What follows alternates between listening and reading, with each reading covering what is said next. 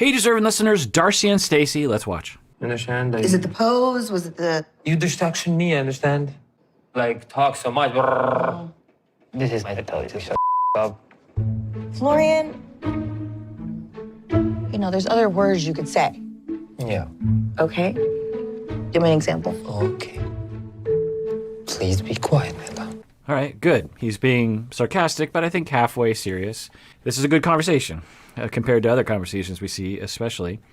They were having a conflict. She was being communicative in a way he didn't like, pressuring him, being on his case, I guess is a word to put to it, phrase to put to it. And she is saying, you didn't have to say, shut the F up. You could have said it a different way. And she says, please be quiet, my love. Now, hopefully Florian is internalizing this and he can actually enact this in the moment. But there's a chance that he's just being sarcastic, and the next time this happens, he won't try to modify his behavior. There's also a good possibility that he gets triggered pretty easily and has a hard time regulating his emotions. I mean, we certainly saw that last season. It's like it if we could have a moment of silence. I need silence for the moment. Okay. Okay. I mean, maybe I was over the top, but I push you because I believe in you. That's I why. believe that you're a good manager. Yes. Interesting. So she's saying that I'm pushing you because I believe in you. All right. That seems probable. We'll take her word for it. But I think that there's other motivations there as well. I think she also thinks that he is incompetent. She treats him like he's incompetent, at least in that moment. She also, I think, is really worried, this is total speculation, that if he doesn't get a good job, he's going to increasingly get more dissatisfied with coming to the United States and he will leave her. So I think that her anxiety, because believing in him is one thing, but the way she was treating him didn't seem like it was just generating from that one place. I need to know that he truly wants a forever future. I don't want him to be half in. I just need to drive there and, pick up my stuff. By yourself? You can come. But I Help could just me. come. Like, I Help feel me, like help you don't me. really want me there. Like, you would have thought about us going together. Oh, Darcey. So she is wondering about his apartment in D.C., and that's normal to have those feelings. What do you do with those feelings? And instead of allowing there to be space, and as I said before, I suspected the reason why he would keep it, if we're going to give him the benefit of the doubt, he's keeping it because he just met Darcey. He hasn't been with her for that long. He doesn't know if things are going to work out. He would be stupid to assume that it's 100%. We can never know that in the beginning of a relationship. So he is concerned that if something goes wrong, he's going to have nowhere to live. If they have a big blow-up fight and they have to live together the whole time. So if it's not a big deal, he just holds on to it for another year or two, just to make sure. No big deal. I don't know. There could be other reasons why he would hold on to it. But Darcey is concerned. That's okay. She can have that feeling. How do you communicate about it? She says, why are you holding on to it? And then he says, well, I just need to go there and pick up my stuff. Now, I would hope that he would say, well, I was keeping it because of this, or some explanation that I think he's entitled to. But he says, well, I just need to go pick it up. And she's like, what, just by yourself? You don't want me to go? What the insecurity there? Again, it's okay to be insecure. What do you do with that? That hostile, anger and accusatory. She is saying, you need to get rid of that apartment. And he says, basically, okay, I guess I just need to go there and pick up all my stuff, and then I can, wrap it up. And then the only thing she hears from that is, you're going to go by yourself? What does she think and this is what I always do with people who have jealous feelings, is what do you think is going to happen, Darcey? When he said that, I'm going to go by myself and pick it up, what were you thinking? Because I would suspect, because of her past traumas, there's this lightning bolt of anxiety of he's going to go there and he's going to have sex with someone else, or he has a girlfriend over there. Something that if she just put it out into the air, she would say, well, that doesn't make any sense because I know that he loves me and I don't think he would do that to me. So why was I acting that way? But instead, she just jumps down his throat and he says, okay, yeah, you can come. But I think what's happening now, which is worrisome, is that Georgie is starting to get weary of the attacks that he is experiencing. That there was nothing wrong with what he said. There was nothing wrong with saying, okay, yeah, I guess I just need to go clear out the apartment. What? No, without me? I mean, talk about looking for something to jump down someone's throat. I get it. I mean, I've been, out of all the people on the 90 Day Fiancé franchise, I feel like I know Darcey very, very well after all of the seasons that I've watched. And I get it. She's insecure. She has reasons to be insecure. She has traumas that we've seen her go through, let alone, I think, the trauma she went through prior to this show even beginning. So I get it, but that's the thing that worries me, and I'll probably say this many more times in the future, is I hope her and Georgie work out. But the way that her anxiety is getting in the way and she's not aware of it and she's not dealing with it well, which it's okay to have the anxiety, it's how do you deal with it? It's going to push Georgie away. He's going to get more and more tired of it, and he is going to leave her, and that's what she doesn't want, right? Yeah, I'm thinking about Not including you. us. No, always including you. So Yeah, but you just said you want to go by yourself and rent a car. Like, how long have you been thinking that?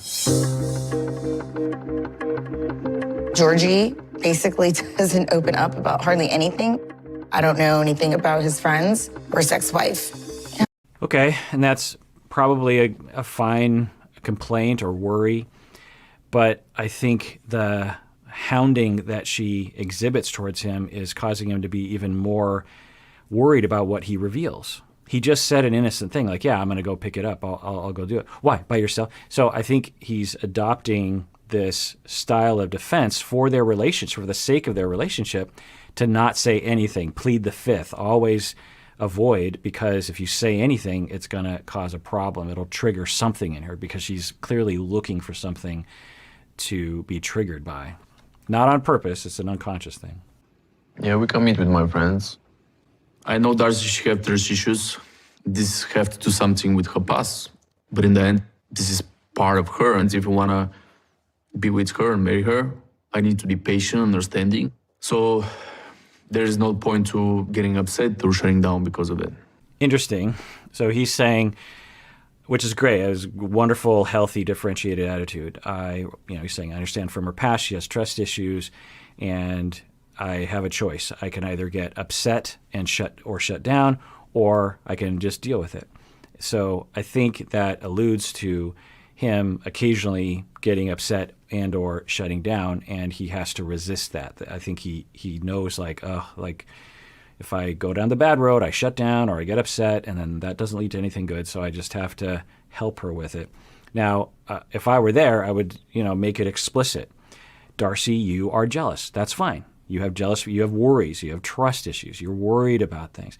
Okay, Georgie, how can you help her to trust you? How can you help her to feel safe? Let's make it explicit rather than the indirect way that they're talking about. I think they both know jealousy is in the air, but they're not talking about it directly. Did you ever introduce your ex-wife? Yeah, Your friends? some to my friends. They know my ex-wife. Yeah, introduce them. Yeah. It's nice that she felt included. Of course, she was my wife. It's kind of been one of the moments I've been waiting for, too. Okay, so she's being a little bit more direct. There's a different way to communicate this, but I think under the circumstances, this is fine. Let's see what Georgie says here. Hang out with my friends too. Maybe. I love you. You love too. I feel better that Georgie's moving out of his bachelor pad in D.C., but I do still have concerns. Georgie's been really closed off. So there's a possibility that he is trying to hide something, either because he would just be trying to hide it, or he's trying to hide it because he knows that Darcey won't react well to it. I think that it would be wise for Georgie to suspect that if he introduces her to his friends, that it's kind of a no-win situation, because something is going to come up that is going to trigger her, especially if they're out and they're having drinks.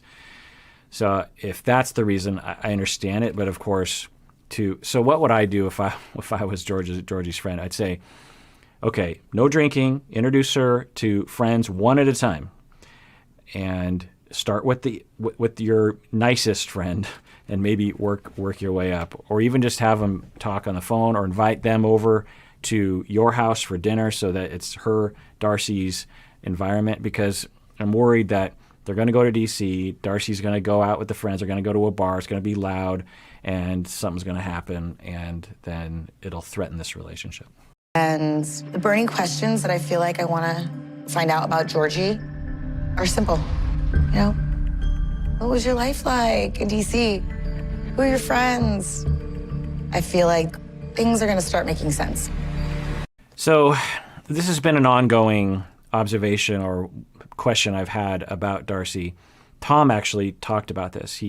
When they were having their real nasty fights at that cafe, I think he was accusing her, and we don't know if Tom is accurate. I think there's reasons to believe he might have been accurate. There's reasons to believe he wasn't accurate. But his accusation, one of them, to Darcey was that she never asked him about his life in a curious way. And I wonder if that is actually something about Darcey. I think that there's a chance that she lives in two main anxieties. One anxiety, which causes her to not have the capacity to actually give. Because to be curious about someone, you have to feel safe, you have to be relaxed, everything has to be in order to extend yourself and just to be interested in someone else, usually. So if you're anxious about losing someone, and you're anxious about not being good enough, because I think that's a huge schema for her, it's a huge worry for her that she is nothing, that she is garbage. And if she, so a lot of her energy is spent, a lot of her brain power is spent monitoring that feeling that feeling, and doing what she can to eliminate that feeling, which makes sense. I think another anxiety that she has is, I don't know how to put this, but some kind of anxiety about not getting enough attention. And I know that that can sound bad. There's certain connotations around that, and that's not what I'm talking about. I think that her role in the family, even compared to Stacey, I think her sister, I think Darcey was more the person in the family that was trying to get attention from other people. Again, not in a bad way, but in a way, because everyone wants attention, every child wants attention in particular, and when you're deprived that or you have complexes around that, then you kind of need it.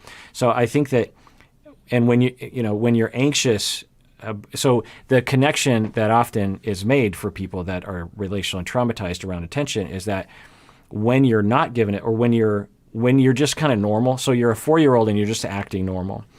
Well, you're not dramatic, you're just playing with your toys. And you either aren't getting enough attention, or you're being abandoned, or something bad is happening to you. And then you find when you're young that if you try to get attention and you work at that, and you dedicate a certain amount of brain power to attention seeking, then you find, oh, now I'm actually getting my attachment needs. And knowing their history, again, I don't know anything about her history other than just small little data points. We do know that when she was growing up, her parents divorced. We also know that in high school, her and Stacey were the awkward kids. They didn't have any friends. They moved around a lot, I think. They also lost their brother. He deceased. He's died. And it's possible that when they became adults, so they might have been traumatized by ostracization growing up and maybe even minor bullying, and that was a very powerless feeling to them. And then when they became adults, they reinvented themselves, and suddenly they were being accepted, and suddenly they were getting attention from other people, maybe even particularly men. And this felt like, finally, we're getting our power right now. So I wonder if Darcey has both of those anxieties, the anxiety of, I'm going to lose people, I need to make sure that I am constantly hypervigilant about retaining my relationships. I need to look for any sign that something bad is going to happen. I need to jump on it and demand, or at least subtly request that someone don't do that. And that, of course, shoots her in the foot. We've seen that before. I think with Jesse and Tom, with Jesse, things probably never would have worked out regardless of what Darcey did. I think things could have worked with Tom anyway. But and Tom and her were obviously mutually causal in the problems. But and I think this other anxiety of, I need the focus to be on me, or else something really terrible is going to happen. And I please do not misinterpret what I'm saying. I'm not using the derogatory terms that the internet will use. And when you're that anxious and you're that scared and you're that terrified, you don't have a lot of time to be curious about other people. And if you habitually don't have that time, then you just don't even have the routine. It's just not really on your radar. It doesn't cross your mind to be purely curious about someone else. And so I think that it's possible that this issue that Darcey's running into has two different causes. One is all that I just said. The other one is that when she does ask questions about his past, it's not out of curiosity, it is out of that hypervigilance, which comes out as slightly hostile and accusatory. Georgie picks up on that, and then he clams up. So I'm worried about that whole dynamic, and we'll just have to see how things play out. There's a chance that Georgie will be able to navigate it, though, because he's been able to navigate a lot of things up until this point, meaning that he's able to see the forest for the trees and say, okay, I'm not going to get triggered here. I think I see what's going on, and so we'll see. Everything. You never know in life, I understand. Probably happen like tomorrow. I don't know, maybe we can do some research on need to put what our some- options are if later on we decide. This is a really common type of communication problem in any kind of relationship where people sense that the other person doesn't want what they want. It looks like Florian wants kids, but maybe not desperate to have them right now. And for Stacey, it looks like she wants to look into it right away. And they differ in that way. And so instead of being direct about it, they're being indirect. She's saying, well, I think we need to look into it. And what if things don't work out? And he's saying, things will work out. If I was there, I would say, okay, Stacey, what do you want? Tell me what you want. I ask this question a lot in therapy, along with how do you feel? And by the way, I've seen certain memes on the internet of people making fun of therapists that say, how do you feel? I don't really understand that. They'll say, oh, it's such a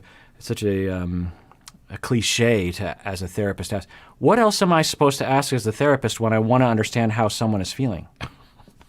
It's like saying a waiter is so cliche when they ask you what your order is at a restaurant. Oh, it's so cliche when a waiter asks, like, what do you want to order? Like, come on, think of a different question. I don't understand that. So asking a client how they feel is the foundation of therapy. So at least my style of therapy anyway. But so I asked that a lot. What do you want? And I would hope that Stacey would be able to identify what she wants. I think what she wants is she wants to have a child now. She wants to work on it now because she is concerned about time. And then I would say, okay, that's what you want. Good. And Florian, what do you want? What timeline are you on? You might say, well, I just want to play it by ear. Okay, are you okay with doing things right now? Because I'm guessing he's not. So he would say something like, well, I kind of want to get a little bit more established in the United States. I'm just not, we just got married. I want to wait a little bit. Okay, what kind of timeline are you thinking about? Maybe he'll say, I don't know. And maybe he'll even say, I don't know if I ever want to have kids. So it's important to be clear, at least with yourself. And then sometimes I can get people to be clear, and then I help them to be clear with each other. Because with this indirect communication, there's this frustration that will occur. For Stacey, she's like, I'm telling him that we need to do this. And he is also saying, well, I'm telling her we need to do that, instead of being really direct. Now, once we get to a difference in preference, at least then we know where we stand. Then we can start to talk about it. But they're indirectly. Let's continue watching. Why are you against IVF and seeing the fertility doctor? Religion is important to me. Like, you need to live the life what God bring in your life. And back in LA, God have more power than doctor. Interesting. So I don't exactly know what he's talking about, but there are, I know, some religions and cultures that believe you shouldn't try to play God with fertility or with reproduction or pregnancies. That you should leave it up. It's up to God. If God wants you to have a kid, then God will give you a child, and if God doesn't, then God doesn't. So it sounds like he has that point of view, which is fine. It's fine for him to have that culture. It's fine for him to have that religion or value. And I would just hope that they could own that and communicate it. Something Florian could say is, in my culture, and this is my belief, and I'm guessing you don't believe that, which is fine, but it's kind of my belief. And you don't have to apologize, but you also don't want to force it down someone's throat. But you have to be clear with someone where you're coming from. Store like chocolate, I changed my mind and returned and saved the receipts. Yeah, I'm okay. changing my mind with this. Just not gonna really get the answers out of him I want right now. I'm not trying to pressure him to have a child, but time's not gonna stop for us to make a decision. Stacey is exhibiting a different part of herself this season. It's feeling more Darcey-like to me this season. So she's saying, look, I'm not trying to pressure him, but she is trying to pressure him, which is fine. You want a baby now, and you're worried about time, so you're trying to pressure him. That's okay. But to say you're not trying to pressure him when you are trying to pressure him, and I think that comes from some self-esteem issue where she believes she isn't entitled to pressure. She's absolutely entitled to pressure because this is her life and she wants another kid. I'm also hearing that she isn't exactly, she doesn't have her finger on the pulse of the situation. That's a weird way to put it. But she feels like he's trying to back out. This is a very Darcey-like thing to believe that so let's give Florian the benefit of the doubt that he is in it to win it with Stacey. He wants to have kids, but he wants to leave it up to God. He's not desperate to have kids right now, and he believes that she can have a child in the future, in the years to come. So according to him, he wants children, but not immediately, and he's not desperate, and he believes that if God wants a child, then he'll have a child. And maybe even he's willing to not have kids at all, and he's just going to leave it up to the fates. But for Stacey, when she's getting this pushback, she interprets it as him not loving her, that he isn't in it to win it, that he is holding out to leave her, which is an insecure narrative to look at. Now, it's possible, but if we give Florian the benefit of the doubt, we wouldn't believe that, right? As I'm talking to Georgie, I'm hearing two different stories. But I'm not going to argue with him because I can see through him. I believe I can see right through him. The bottom line is I want to protect my family. So I'm keeping a close eye on Georgie. All right, well, that does it for that episode in which I watch Darcey and Stacey on the Psychology in Seattle podcast. Everyone out there, please take care of yourself because you deserve it. You really, really do.